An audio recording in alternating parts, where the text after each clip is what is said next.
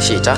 다니엘은 뜻을 정하여 왕의 진미와 그의 마시는 포도주로 자기를 더럽히지 아니하리라 하고 자기를 더럽히지 않게 하기를 환관장에게 구하니 하나님이 다니엘로 환관장에게 은혜와 긍휼을 얻게 하신지라. 아멘. 네, 오늘은 다니엘처럼이라는 제목으로 함께 은혜를 나누도록 하겠습니다. 본문 말씀은 우리 교회 원년 멤버들은 이미 함께 은혜를 나눠서 잘 알고 있는 말씀입니다. 하지만 다음 주가 우리 교회 창립 2주년이 되는 주일이고 그동안 주님께서 함께 하게 하신 새 식구들이 많이 늘었습니다. 네, 자기 얼굴 나오니까 그렇죠. 네. 자, 하지만 다음 주가 우리 교회 창립 2주년이 되는 주일이다 보니 우리 기존 성도님들은 복습하시죠. 네, 새 가족들은 우리 교회 이름 행복한 다니엘 교회 속에 담긴 우리 공동체의 신앙의 방향에 대해서 좀 더 분명하게 아시고 함께 실천하자는 뜻에서 한 번 더 은혜를 나누도록 하겠습니다. 자, 예전에는 교회 이름이 주로 명동 장로교회나 수원 침례교회처럼 지역이나 교단 이름을 딴 것이 대부분이었습니다. 하지만 최근에는 교회 이름에 목회 철학이나 공동체의 특성을 반영하는 경우가 많아졌습니다. 네, 제가 처음에 이 교회 이름을 보고 깜짝 놀랐는데요. 새안산 레포츠 교회입니다. 네, 뭐 지금은 드림앤 레포츠 꿈의 교회라고 김학중 목사님이라고 하던데, 자, 이 교회는 지역 교회와 교회가 지역 사회와 교회가 이분화되는 과거 교회의 모습이 아니라 적극적으로 주민들과 의사소통하고 주민들의 필요에 반응하고자 하는 노력으로 2002년에 레포츠 시설과 함께 교회를 마련했다고 합니다. 그래서 초창기 이 교회를 다녀온 후기에는요, 수영장 바닥에 앉아서 예배를 드렸다는 그런 글도 있습니다. 그리고 서울 성북구에는요, 재미있는 교회도 있습니다. 자, 처음 교회명을 재미있는 교회로 지었을 때 교회 이름 갖고 장난치면 안 된다, 이렇게 목사님들로부터 좀 혼이 좀 많이 났답니다. 자, 하지만 어린 시절 교회는 놀이터이자 재밌는 공간이었다면서 다음 세대에게도 주일을 손꼽아 기다리던 경험을 전하고 싶어서 이렇게 지었다고 합니다. 자, 이 교회는 성인이 10명도 채 되지 않는 개척교회지만 축구 전도로 초중고생이 무려 50-60명이 넘는답니다.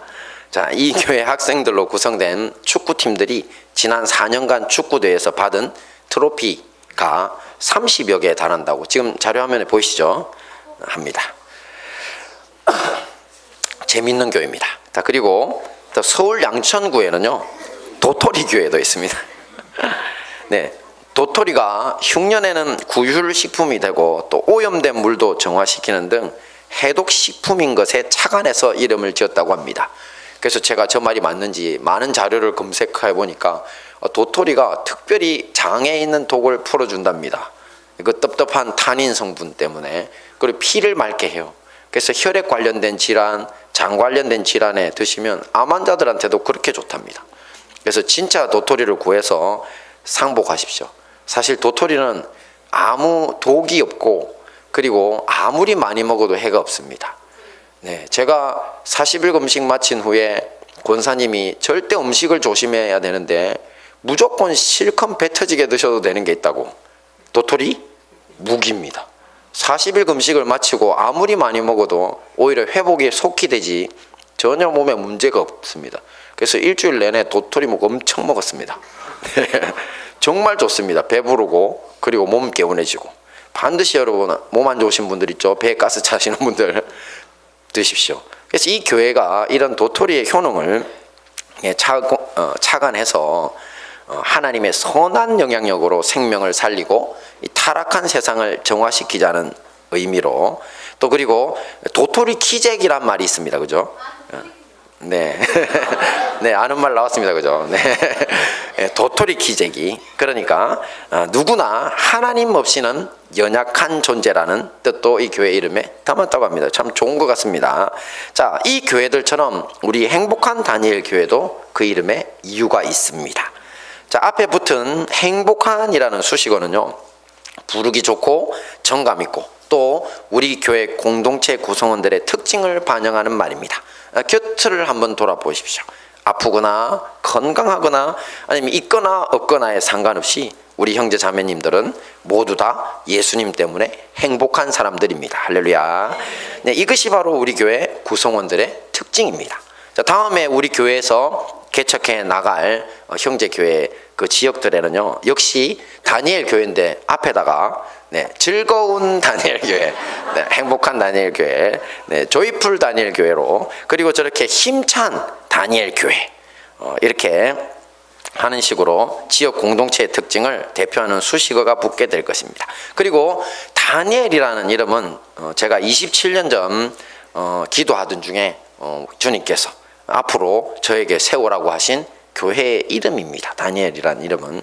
자, 그것을 잊지 않으려고 처음 얻은 아들 이름도 우다니엘로 지었습니다. 네, 이제 본론으로 들어가서 다니엘이라는 이름이 가진 우리 공동체의 이상은 다름 아닌 지조와 지혜와 선지의 사명을 감당하는 교회입니다. 그래서 우리 교회 명패 두 종류 중에 하나가 지조, 지혜, 선지로 되어 있죠. 그게 바로 우리 공동체의 이상입니다. 그래서 하나씩 살펴보도록 하겠습니다. 함께 봅니다. 시작. 지조. 네, 다니엘은 지조의 사람이었습니다. 이스라엘에서 귀족 집안에 태어난 다니엘은요, 포로가 되어 바벨론으로 끌려갔습니다. 그 당시에 중동의 최강대국이었던 바벨론이 이스라엘 나라의 요야김 왕 시절에 이스라엘을 침공하여 성전을 약탈하고 수많은 포로들을 잡아갔기 때문입니다. 자, 바벨론의 통치자들은요, 그 포로들 중에서도 특히 왕과 귀족의 자손 가운데서 용모가 잘 생기고 또 모든 일을 지혜롭게 처리할 수 있으며 지식과 통찰력이 있어서 왕궁에 모실 만한 능력 있는 소년들을 골라냅니다. 그리고 그들에게 바벨론의 언어와 문학을 가르치게 했습니다. 자, 그들에 대한 특별 대우로 왕은 왕궁에서 날마다 일정한 양을 음식과 포도주로 공급하도록 합니다. 왕이 먹는 음식을 먹게 한 것입니다. 자, 그렇게 3년 동안 교육시킨 뒤에 왕을 모시도록 할 계획이었습니다. 자, 이런 특별한 소년들 중에 바로 다니엘과 세 친구도 있었습니다. 그런데 그 음식이 문제였습니다. 왜냐하면 당시에 왕에게 올려졌던 최고급의 육류와 포도주는요, 우상에게 바쳐진 후에 성전에서 왕궁으로 보내졌던 것들이기 때문입니다. 자, 이런 우상에게 드려진 음식에 참여하는 것은 곧 우상 숭배에 가담하는 것과 같다는 믿음이 다니엘과 친구들에게는 있었습니다. 그래서 다니엘과 세 친구는 스스로 자신을 지키고자 이런 음식을 거부합니다. 자, 이것이 바로 신앙의 지조입니다. 포로 신분의 소년들이 왕의 음식을 거부한다는 것도 금방진 일이지만 또 피 끓는 청춘들이 육식을 포기하고 3년 동안이나 채식과 물로만 살아가겠다는 것이 정말 대단한 결심이 아닐 수 없습니다. 자, 요즘 우리 아기들이 얼마나 고기를 좋아하는데, 애들도 저리 좋아하는데 청년들이 참 힘들 것 같습니다. 자, 그런데 기적이 일어납니다. 네, 이런 다니엘의 이야기를 듣고 이들을 주관하던 환관장이 난색을 표했지만 열흘만 물과 채식을 주고 시험하도록 허락을 해줍니다. 자, 결과는 이렇습니다. 함께 봅니다. 시작. 열흘 후에 그들의 얼굴이 더욱 아름답고 살이 더욱 윤택하여 왕의 진미를 먹는 모든 소년보다 나아 보인지라. 네, 우리 하나님이 신앙의 지조, 믿음의 지조를 지키기로 결심한 이들을 위해서 권세자들의 마음을 움직이시고 또 육식보다도 더 나은 채식의 기적을 보여주신 것입니다. 자, 이런 다니엘과 세 친구의 신앙적인 지조는요, 이후에도 계속 시험을 받습니다. 우리 모두가 아는 것처럼 다니엘의 세 친구는 왕이 세운 금신상에 대한 우상 숭배를 거부했다는 이유로 풀무불 속에 던져지고, 다니엘은 왕 외에 다른 신에게 기도했다는 죄목으로 사자굴 속에 던져지기도 했습니다. 자, 이 모든 것이 바로 신앙의 지조를 지키고자 세상과 타협하지 않았기 때문에 겪는 고초들이었습니다. 하지만 하나님은 풀무불 속으로 내려가서 다니엘의 세 친구를 직접 지키셨습니다. 오히려 그들을 불태워 죽이려고 풀무불로 끌고 가던 자들은 그 불 속에서 다 타 죽고 맙니다. 또한 사자굴에 던져진 다니엘은 아무런 해도 받지 않은 채 건져지고 예전보다 더 큰 왕의 신임을 얻어 페르시아 제국을 다스리었습니다. 총리로서. 이렇듯 신앙적 지조를 지키려면 우리가 어쩔 수 없는 고난에 던져질 수 있습니다. 때론 그 고난이 우리 생업의 순환인 사업과 회사 생활에서 올 수도 있고요. 아니면 하나님 섬기기를 거절하는 배우자들로부터 올 수도 있고, 또 믿었던 친한 친구들로부터 올 수 있습니다. 핍박자들은 모두 자기들을 섬기고 기쁘게 해줘야지 왜 눈에 보이지도 않는 하나님을 믿고 자신들의 불의와 불법에 동조하지 않느냐며 이런 고난을 줍니다. 하지만 우리가 누구를 기쁘게 하는 삶을 살아야 할지는 분명합니다. 무상숭배는 마귀와 마귀적 인간들과 자기 내면의 마귀적인 욕심을 만족시키지만 하나님을 분노케 합니다. 우상숭배는 잠시 이 세상에서 편하고 환락을 누릴 수 있을지는 몰라도 영원히 하나님께 버림받게 만드는 죄악이 됩니다. 그러므로 다니엘과 세 친구처럼 주님을 의지하고 꿋꿋이 고난에 맞서서 신앙의 순결인 믿음의 지주를 지키십시오. 이런 고난은 결국 우리 하나님의 구원하심과 지키심을 경험하는 기적의 순간, 우리 인생의 최대 자랑스러운 간증이 될 것입니다. 다음 봅니다. 시작. 지혜. 네, 다니엘은 지혜의 사람이었습니다. 오늘 본문 17절은 말씀합니다. 함께 보겠습니다. 시작. 하나님이 이 내 소년에게 지식을 얻게 하시며 그 모든 학문과 재주에 명철하게 하신 외에 다니엘은 또 모든 이상과 몽조를 깨달아 알더라.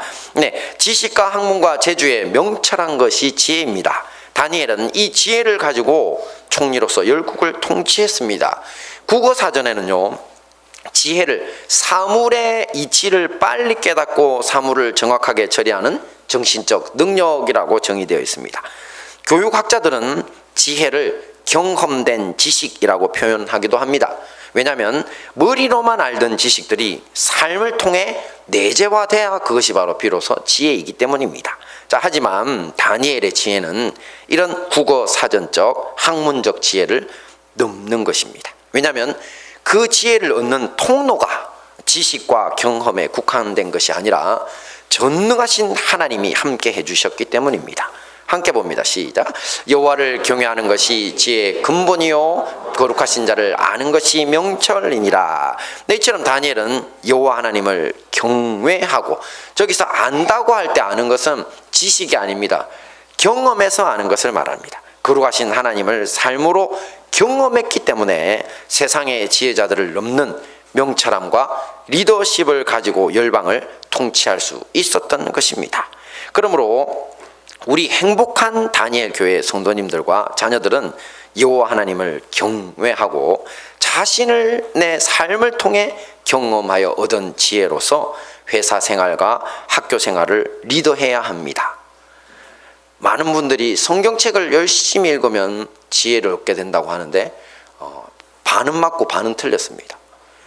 왜냐하면 열심히 읽어서 알게 된 것은 아직은 뭡니까? 지식에 불과합니다. 그 읽은 내용을 내 삶을 통해서 하나님이 살아계심, 또 하나님이 내 삶에서 역사하심을 경험하고서야 비로소 그게 지혜가 되는 것입니다. 그래서 책 한 권 읽은 사람이 제일 무섭다는 말이 있습니다. 책 한 권만 읽고 그대로 믿기 때문입니다. 혹시 어떤 분이 내가 그 책을 읽고 인생이 변했다 이렇게 이야기하시면 조금 의심해서 보시기 바랍니다. 그 책을 읽고 정말 실천하고 경험한 연도가 몇 년, 10년 이상이 되어서 정말 그 책대로 살았더니 변했다. 그러면 진짜 맞는 겁니다. 그래서 이렇게 성경을 읽으시고 하나님의 말씀의 지식을 많이 익히신 다음에 삶을 통해 경험하셔야지 참된 지혜가 있을 수 있습니다. 네, 이렇게 우리 자녀들도 우리도 모두 이런 지혜를 얻어야 합니다. 이렇게 자란 우리 자녀들이 장차 모두 다니엘처럼 이 세상을 선도하는 하나님의 사람들이 될 줄 믿습니다. 네, 마지막입니다. 함께 봅니다. 시작. 선지. 다니엘은 선지자였습니다. 구약 성경의 관점에서 보면요, 선지자란 주님으로부터 계시를 받아 그분의 뜻과 섭리를 전하는 대언자를 말합니다. 특히 그 신앙 공동체가 그릇된 길로 갈 때 선지자들의 역할이 컸습니다. 우리가 잘 알고 있는 독고다이 엘리야나 예레미야 같은 사람들이 모두 이런 역할을 감당했습니다. 선지자들은 주로 꿈이나 환상을 통해 계시를 전달받았습니다. 다니엘서에 보시면 다니엘이 통달하여 알았다고 하는 이상과 몽조라고 하는 표현이 있죠. 그게 바로 꿈과 환상을 통한 계시입니다. 다니엘은 자신이 직접 그 꿈과 환상을 받았을 뿐만 아니라 또 다른 사람들의 꿈과 환상을 해석해서 그들에게 주님의 뜻을 알려주는 역할도 합니다. 예레미야나 엘리야가 이스라엘이라는 신앙 공동체의 그릇된 행위를 책망하고 바른 길을 제시했던 것과 비교해서요, 다니엘은 이스라엘 공동체가 파괴되고 바벨론으로 포로로 잡혀온 상태에서 선지자의 역할을 감당합니다. 근데 그 범위가 굉장히 커졌습니다. 자, 이 예언과 가르침은요, 그 시대에 속한 나라들과 다가오는 인류 전체의 미래를 아우르는 거대한 영역의 선지적 예언이었습니다. 다니엘은 하나님의 계시를 통해 자신이 속한 바벨론 제국이 멸망하고 그 다음에는 페르시아 제국, 그 뒤를 잇는 로마 제국, 또 그 이후에 마지막으로 이 모든 나라를 정복할 하나님의 나라를 보게 됩니다. 세계의 미래를 보는 것이죠. 이 예언대로 로마 시대, 예수님을 통해 임한 하나님 2000년 동안 전 세계를 정복해 가고 있습니다. 로마 제국은 멸망했죠. 지금 이탈리아라고 하는 나라 하나만 남아 있습니다. 자, 그리고 이것은 우리 주님의 재림으로 하나님의 나라는 완성될 것입니다. 우리는 이렇게 선지자 다니엘을 통해서 하나님의 뜻과 통치는 전 세계와 현재와 미래를 아우르는 크고 놀라운 것이라는 사실을 알 수가 있습니다. 자, 이런 점에서 선지자란 단순히 미래의 어떤 사건을 미리 알려주는 사람이 아닙니다. 개인과 온 인류에게 갈 길을 제시하는 사람입니다. 자, 미래의 어떤 사건만 예언하는 사람을 우리는 뭐라고 부르죠? 점쟁이. 네, 그렇습니다. 선지자는 쉽게 말해서 왜 살아야 하느냐는 근본적 질문에 답을 주는 사람들입니다. 이런 근본적 질문에 대한 답을 영어로는 ultimate answer이라고 하는데요. 근데 안타깝게도 어른아이 할 것 없이 수많은 사람들이 아직도 이 답을 찾지 못해서 헤매고 있습니다. 왜 살아야 하는지, 인류가 어디로 가야 하는지, 아무리 학식이 뛰어나고 현명한 사람들도 이 질문에 대해 제대로 답을 못 가지고 살기는 마찬가지입니다. 자, 저 역시 초등학교 5학년 시절에 사춘기가 일찍 와가지고요, 한창 왜 살아야 되는지, 특별히 시험을 앞두고는 꼭 그런 고민이 많아지더라고요.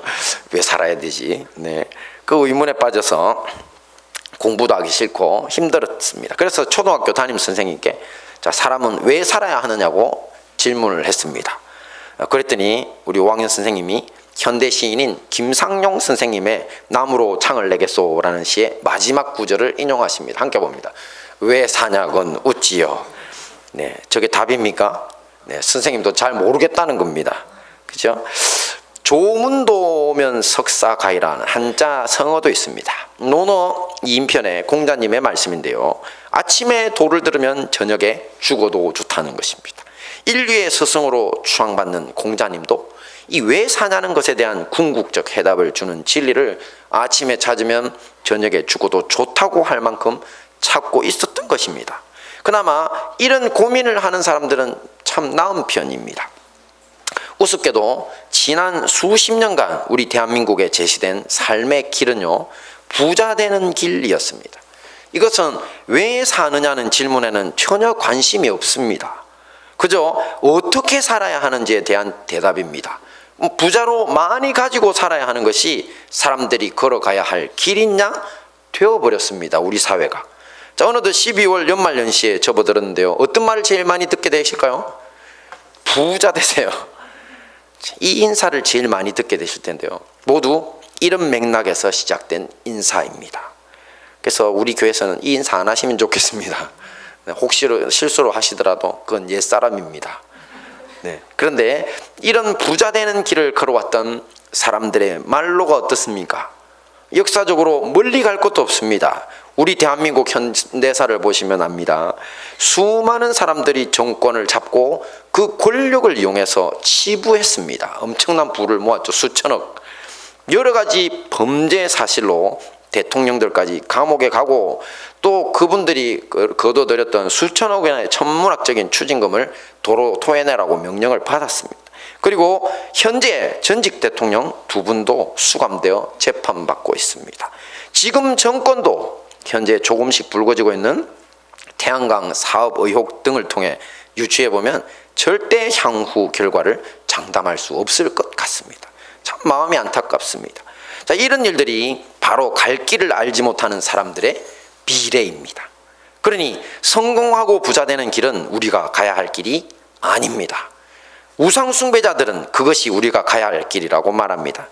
하지만 아닙니다. 성공하고 부자 되는 길은요, 우리가 열심히 노력하고 수고하면서 살다 보면 얻을 수 있는 정당한 결과요, 축복일 수는 있습니다. 좋은 일입니다. 하지만 그 자체가 우리 인생의 목표가 되어서는 안 된다는 것입니다.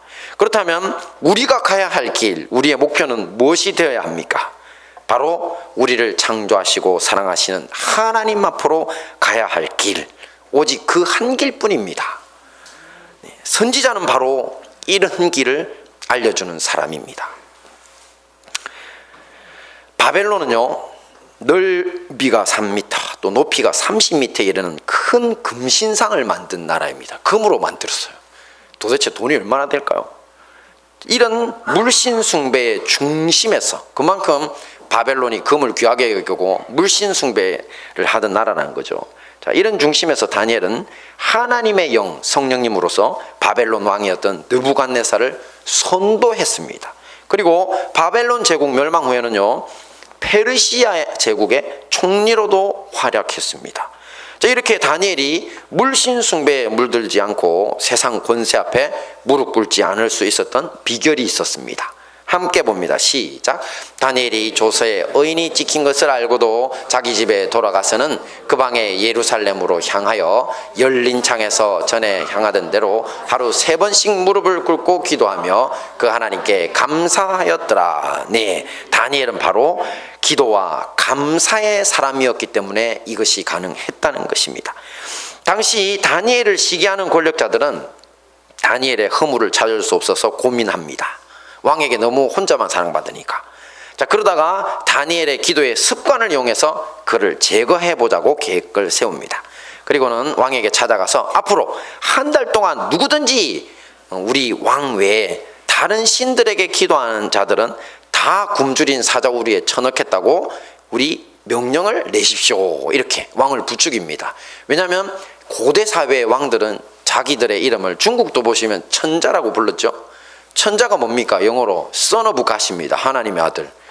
예수님께 붙여야 되는 이름인데, 그리고 로마의 황제도 자기를 뭐라고 불렀냐면 하나님의 아들이라고 불렀습니다. 네, 그러니까 이런 식으로 다 자기들이 하나님의 아들인 신이니까 왕이 자신을 이제 더 높이셔서 혹시 다른 신에게 기도할 사람들이 있으면 사자굴에 집어넣겠다고 해라. 굶주린 사자굴에. 그러니까 왕만 진짜 신이시라고 하자고 이렇게 했습니다. 왕이 기분이 좋아가지고 좋다. 근데 그걸 어떻게 할까?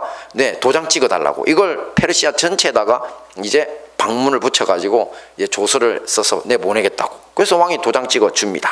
자, 누구를 겨냥한 거라고요? 다니엘을 겨냥합니다. 다니엘은 보신 것처럼 하루 3번 창문을 열고 예루살렘을 향하여 하나님께 기도와 감사하는 사람이니까 그가 어떻게 할 거라는 것을 예상을 했던 것입니다. 자, 다니엘은 어떻게 됐습니까? 그 예상대로 그 조서에 의인이 찍힌 것을 보고도 자기 집으로 돌아가서 창문 닫고 기도하지 않죠. 다들 보라고 창문을 활짝 열고 하루 3번이나 기도하면서 하나님께 감사합니다. 자, 결과가 어떻게 되었습니까? 당연히 잡히죠. 잡혀가지고 이제 그를 데리고 사자굴에, 굶주린 사자굴에 집어 넣게 됩니다. 왕이 깜짝 놀랐습니다. 왜냐하면 다니엘이 목편주를 그제서야 깨달았기 때문입니다. 하지만 이게 참 놀라운 것이 정치라는 게요, 뭔가를 결정하고 나면 이게 돌이키기가 힘듭니다. 이게 명분이라는 거거든요. 자기가 스스로 도장 찍어줬는데 못하게 할 수가 없습니다. 그래서 왕이 슬퍼하기까지 하면서 잠도 못 자고 다니엘을 사자굴에 넣어놓고 잠도 못 자고 새벽까지 기다렸다가 다니엘이 던져졌던 사자굴로 갔습니다. 어떤 일이 벌어졌습니까? 다니엘이 하나도 해침을 당하지 않았습니다. 기적이 일어난 것입니다. 그 다음에 어떻게 됐습니까? 왕이 분노했습니다. 네. 이 다니엘을 모략하고 계략으로 사자굴에 넣게 한 자들을 다 불러다가 그 사자굴에 다 집어넣어 버렸습니다. 네. 그들이 온 집안이 멸망하는 재앙을 당합니다. 이렇게 다니엘은 어떤 상황 속에서도 자신의 지조를 지키며 기도와 감사로서 주님과 동행했기 때문에 선지자의 사명을 감당할 수 있었던 것입니다. 말씀을 정리하겠습니다. 우리 행복한 다니엘 교회 이름 중에 다니엘이 의미하는 우리 교회 공동체의 3가지 이상이 뭐라고요? 첫째, 지조. 그렇습니다. 네, 너무 빨리 하십니다. 네, 첫째 지조. 비록 고난이 있다 할지라도 우상 숭배를 거부하는 믿음의 지조고요. 둘째는요, 지혜입니다. 네, 여호와 하나님을 경외하고 우리의 삶으로 주님을 경험함으로써 얻은 이 지혜를 가지고 열방을 통치하는 것입니다. 마지막은요, 네, 선지, 네, 기도와 감사로 주님과 동행하면서 얻은 능력으로 갈 길을 몰라 방황하는 이 세상에 길을 제시하는 선지의 사명을 감당해야 한다고 했습니다. 자, 이 모든 지조, 지혜, 선지로서 우리 행복한 다니엘 교회를 이 땅에 세우신 주님의 뜻을 성취하시는 우리 행복한 다니엘 교회와 형제교회 성도님들 되시기를 축원합니다. 아멘.